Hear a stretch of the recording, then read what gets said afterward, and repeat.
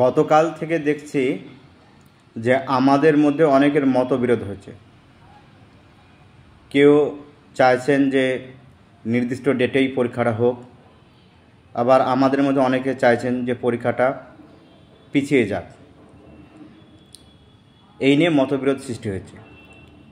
কিন্তু প্রশ্ন হলো, নির্দিষ্ট ডেটে পরীক্ষা হলে বা পরীক্ষার ডেট পেছলে আমাদের কি কোনো আদৌ লাভ আছে? আমার মনে তো হয় কোনো লাভ নেই। কারণ সূত্রের খবর,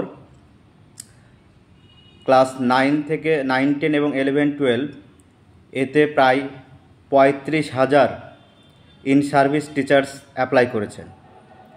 অর্থাৎ যে এক্সপিরিয়েন্সের 10 মার্কস আছে সেটা কিন্তু এই 35,000 ইন সার্ভিস টিচার্স যারা অ্যাপ্লাই করেছেন প্রত্যেকে পাবেন। সুতরাং নির্দিষ্ট ডেটে পরীক্ষা হলো আমাদের এমন কিছু লাভ নেই, আবার ডেট পেছালেও খুব একটা আমাদের লাভ নেই। আমরা যাতে অন্য কোনো ফ্যাসিলিটি পাই সেটা ভাবতে হবে। এবং বলা বাহুল্য যে যোগ্য মঞ্চের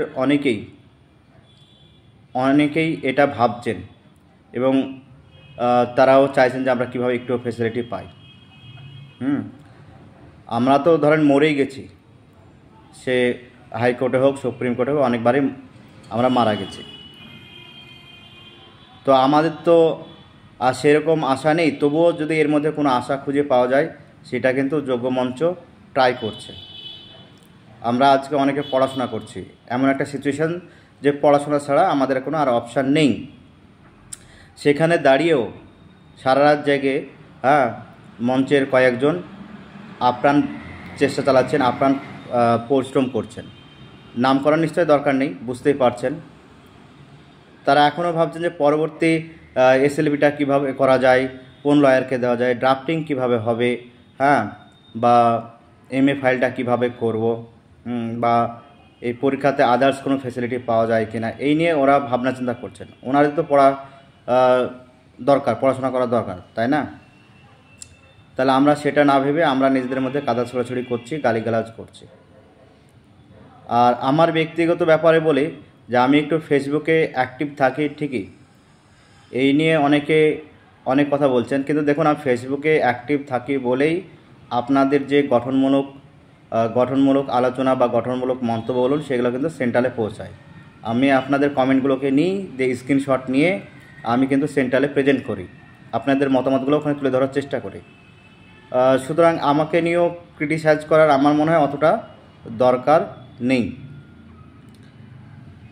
এছাড়া দেখছি ফ্রেশাররা এই এক্সাম ডেটটাকে নিয়ে ফ্রেশাররাও অনেক কমেন্ট শুরু করে দিয়েছেন অলরেডি। সকালেই দেখলাম যে দু একজন গালিগালাজও করেছেন। তো ব্যাপারটা দেখুন যে আপনাদের সঙ্গে, ফ্রেশারদেরকে বলছে, আপনাদের সঙ্গে আমাদের কোনো বিরোধ নেই। কারণ আমরাও বেকারত্বের জ্বালা যন্ত্রণা ভোগ করেছি। আমরা দীর্ঘদিন বেকারত্বের জ্বালা যন্ত্রণা ভোগ করে, কষ্ট করে, পরিশ্রম করে, পড়াশোনা করে এই চাকরিটা পেয়েছিলাম। কিন্তু এই চাকরিটা আমাদের আজ হারিয়ে যাচ্ছে। সুতরাং কষ্টটা আমাদের বেশি। আর আপনারা যে এই নির্দিষ্ট ডেটে পরীক্ষা হলে আপনারা ফ্যাসিলিটি পেতেন তা না, নির্দিষ্ট ডেটে পরীক্ষা হলো, কিন্তু আপনাদের পরীক্ষায় যদি কোনো টেন্টেড অযোগ্য ঢুকে থাকে, কিন্তু এই পরীক্ষাটা পরবর্তীকালে আবার বাদ হবে। কারণ আমরা যারা চাকরি পাবো না, আমরাই আবার ওই প্যানেল নিয়ে সুপ্রিম কোর্টে যাব। তাহলে আপনার আলটিমেটলি আগে পরীক্ষা হয়ে আপনি আগে চাকরি পেয়ে আপনার কোনো লাভ হলো কি? সুতরাং আমার মনে হয় মতবিরোধ না করে একটু সবাইকে সংযত হওয়া উচিত। আমরা নিজেদের মতো চেষ্টা করছি, আপনারাও পড়াশোনা করুন। চাকরি সবারই দরকার। সুতরাং এর মধ্যে মতবিরোধ করবেন না।